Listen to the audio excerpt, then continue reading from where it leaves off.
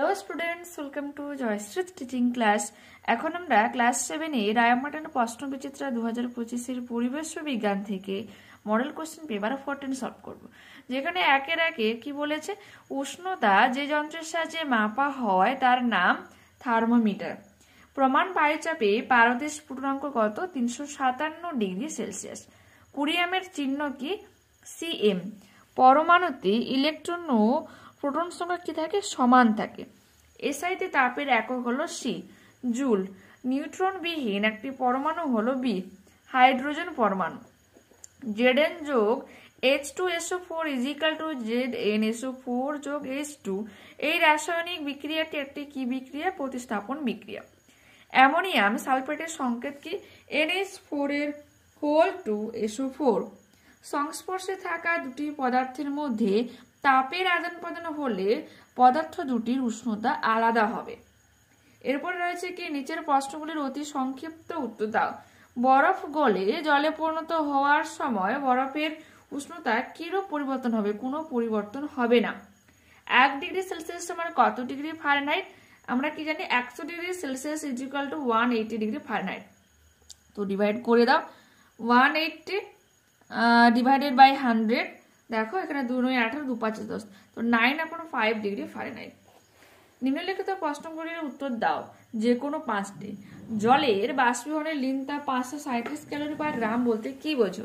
জলের বাষ্পীভবন লিন তাপ 537 calorie per গ্রাম বলতে বোঝায় যে 100 ডিগ্রি সেলসিয়াসের 1 গ্রাম বিশুদ্ধ জল সম্পূর্ণরূপে 100 ডিগ্রি সেলসিয়াস উষ্ণতায় বাষ্পে পরিণত হতে বাইরে থেকে 537 ক্যালোরি তাপ গ্রহণ করবে। ঠিক আছে।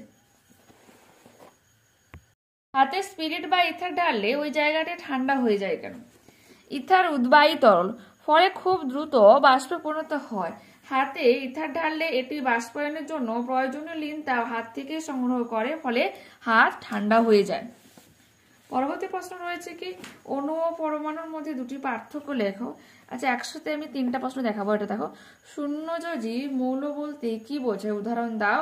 আর পার্থক্য লেখো, বাষ্পায়ন ও স্ফুটন এর মধ্যে পার্থক্য। এই 3টা তোমাদের ইমেজ আকারে দেখাচ্ছি। আর এই কোশ্চেন নাম্বার 6 তোমরা বইতে 100 পেজে পেয়ে যাবে, তো ওখান থেকে তোমরা দেখতে পারো।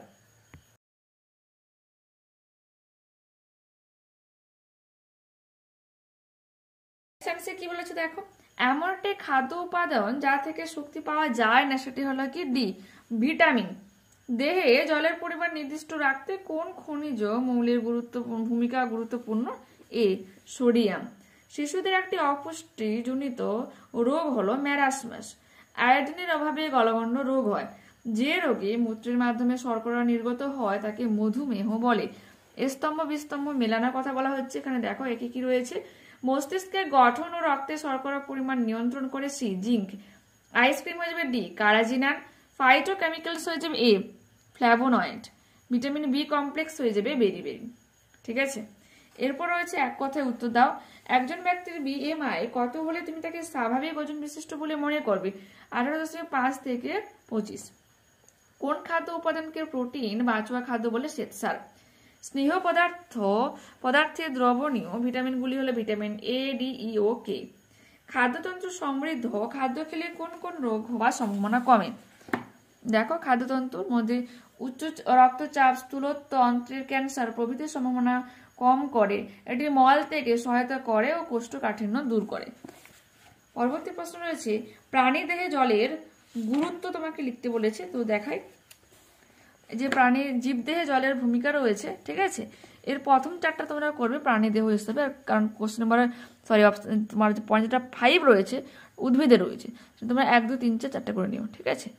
ওকে, তো নেক্সট ক্লাসে আবারও দেখা হচ্ছে। যারা চ্যানেলে নতুন রয়েছে অবশ্যই তোমরা চ্যানেলটাকে সাবস্ক্রাইব করে নিও, বন্ধুদের সাথে একটু ভিডিওটাকে শেয়ার করে নিও, লাইক করো, কমেন্ট করো। ওকে, বাই।